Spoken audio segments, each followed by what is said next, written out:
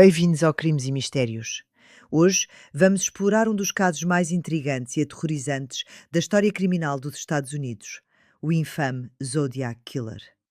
Um assassino que desafiou as autoridades, aterrorizou a Califórnia e cuja verdadeira identidade permanece um mistério.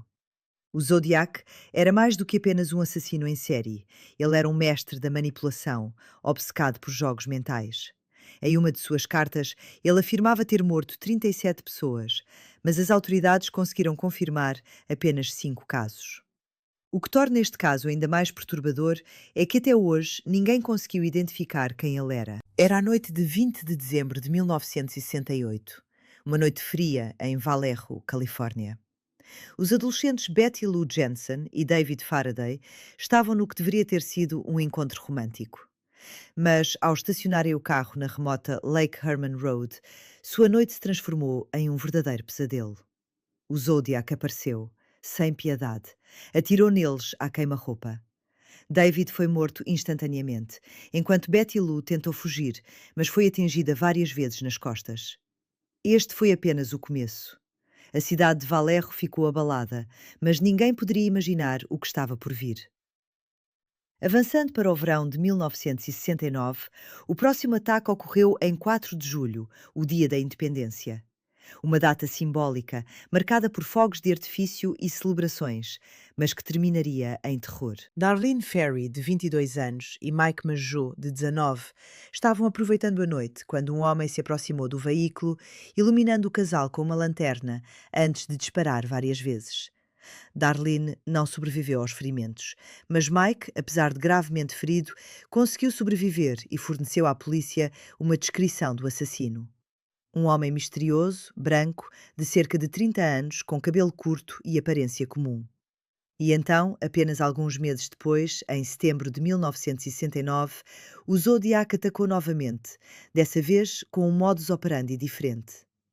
Em 27 de setembro de 1969, Brian Hartnell e Cecilia Shepard estavam relaxando às margens do lago Bressa quando um homem mascarado os abordou. Ele vestia uma roupa que lembrava um carrasco medieval, com um símbolo branco de círculo e cruz no peito. Armado com uma faca e uma arma, ele os amarrou antes de esfaqueá-los brutalmente. Cecília lutou pela vida, mas infelizmente faleceu 2 dias depois no hospital. Brian, no entanto, sobreviveu para contar sua história. E, finalmente, no dia 11 de outubro de 1969, o Zodiac cometeu o seu crime mais audacioso. Paul Lee Stein, um taxista de 29 anos, foi morto a tiros no bairro de Presidio Heights, em São Francisco.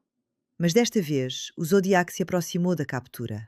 Vários jovens testemunharam o assassino, limpando o táxi antes de desaparecer na noite. Apesar de as autoridades chegarem rapidamente ao local, o Zodiac escapou novamente, deixando apenas um retrato falado como pista.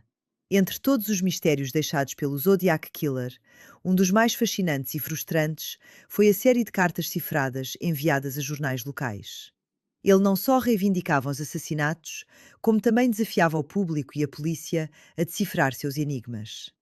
Essas cartas não eram apenas confissões, mas também ameaças e um convite para um jogo mortal. A primeira carta criptografada, conhecida como a Zodiac 408, foi enviada em 3 partes a diferentes jornais: o San Francisco Chronicle, o San Francisco Examiner e o Vallejo Times Herald.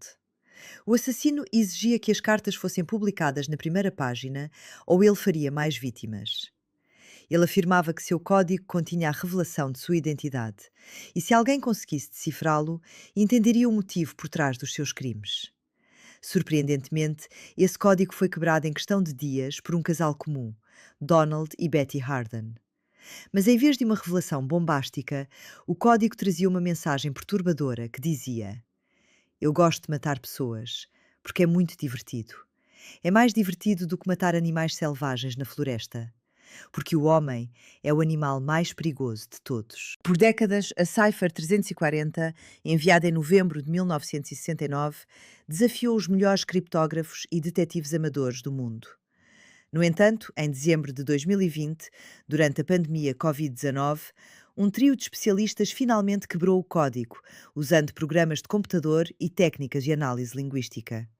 A mensagem decifrada dizia: Espero que você se esteja a divertir muito me tentando apanhar. Não tenho medo da câmara de gás, porque ela me enviará para o paraíso mais cedo, porque agora tenho escravos suficientes para trabalhar para mim.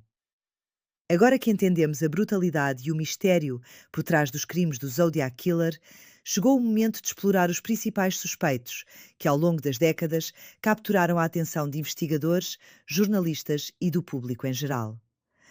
Será que algum deles esconde a verdadeira identidade do Zodiac? Vamos examinar as evidências, teorias e contradições envolvendo cada um desses indivíduos. Preparem-se, pois a busca pela verdade é tão cheia de enigmas quanto o próprio assassino. Suspeito número 1. Arthur L. Allen. Arthur L. Allen é talvez o suspeito mais conhecido no caso do Zodiac. Ele era um condenado por abuso de menores e foi identificado como suspeito pela primeira vez em 1971. Provas contra ele: Allen possuía um relógio da marca Zodiac, que tinha o mesmo símbolo usado pelo assassino nas suas cartas, um círculo com uma cruz. Ele discutiu com amigos a ideia de caçar humanos, algo semelhante ao que o Zodiac referenciou nas suas cartas. Um antigo amigo relatou que Allen disse querer ser chamado de Zodiac. Allen vivia perto de muitas das cenas dos crimes do Zodiac e frequentava as mesmas áreas. Problemas no caso contra ele.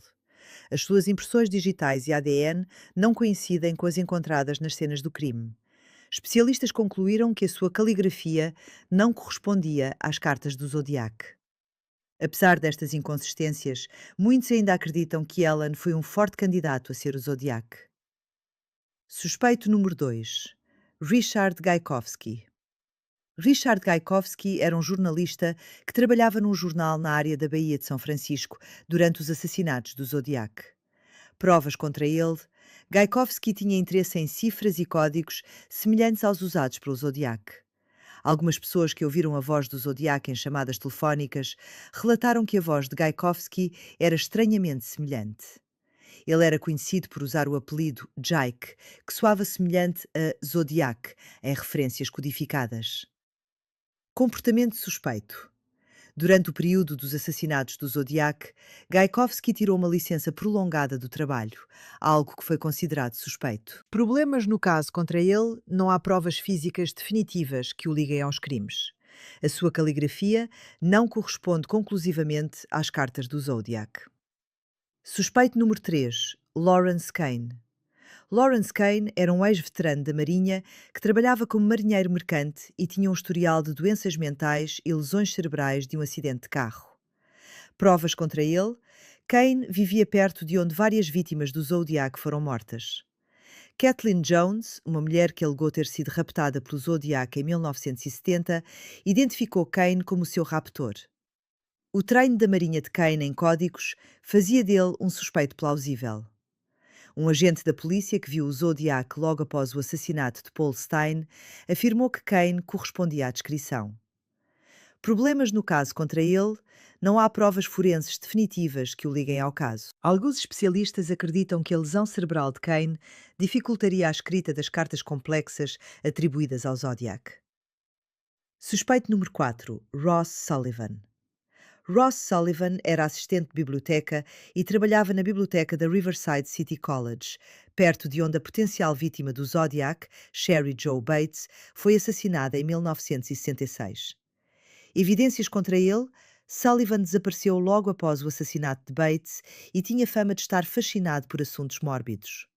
Ele usava botas de estilo militar, semelhantes às que deixaram pegadas nas cenas dos crimes do Zodiac. Colegas notaram que ele agiu de forma estranha após o assassinato de Bates e que tinha uma aparência semelhante aos esboços policiais do Zodiac. Problemas no caso contra ele: não há provas concretas que o liguem aos assassinatos do Zodiac, além de observações circunstanciais. As suas questões de saúde mental e comportamento errático dificultam o estabelecimento de um motivo ou cronologia clara. Suspeito número 5. Gary Francis Post. Gary Francis foi identificado como suspeito em 2021 por um grupo independente chamado os Case Breakers. Provas contra ele: Post tinha cicatrizes faciais que alegadamente correspondiam aos esboços do Zodiac, e pessoas que o conheciam afirmaram que ele tinha uma personalidade violenta. O grupo, os Case Breakers, liga-o ao Zodiac através de semelhanças entre a sua vida e os locais dos crimes. Eles afirmaram que anagramas nas cartas do Zodiac podiam ser resolvidos usando o nome completo de Post. Problemas no caso contra ele? Críticos argumentam que as provas são em grande parte circunstanciais e as autoridades policiais não o nomearam oficialmente como suspeito. Há dúvidas sobre a credibilidade e a metodologia da investigação feita por os Case Breakers. Para além dos 5 suspeitos que foram nomeados neste vídeo, durante estes anos de investigação, muito mais nomes foram surgindo, como o Bruce Davis, um membro da família Manson que estava na Califórnia durante os assassinatos. Alguns teorizam que ele pode ter ligações com o Zodiac, devido aos seus laços com o culto. E também o Rick Marshall, um operador de cinema e entusiasta de rádio, que alguns acreditam ter usado os seus conhecimentos de comunicação para enviar as cartas do Zodiac. O caso do Zodiac Killer continua a ser um dos maiores mistérios não resolvidos da história criminal. Com tantos suspeitos e tantas teorias, a pergunta permanece: será que algum dia vamos descobrir a verdadeira identidade do assassino? O que acham? Qual destes suspeitos vos parece mais convincente? Ou tem outra teoria? Deixem a vossa opinião nos comentários. Queremos saber todas as vossas teorias e ideias sobre este mistério arrepiante. Fiquem atentos para mais mistérios aqui no Crimes e Mistérios. Não se esqueçam de curtir, se inscrever e compartilhar suas teorias nos comentários. Até à próxima e lembrem-se sempre: todo o mistério tem uma história, mas nem sempre uma resposta.